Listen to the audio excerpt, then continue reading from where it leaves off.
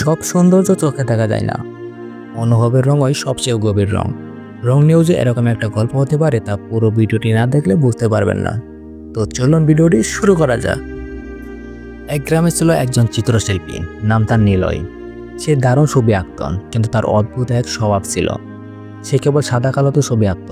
কেউ বললেই বলতো, রং মানেই বিশৃঙ্খলা, আমার ছবিতে শান্তি আছে।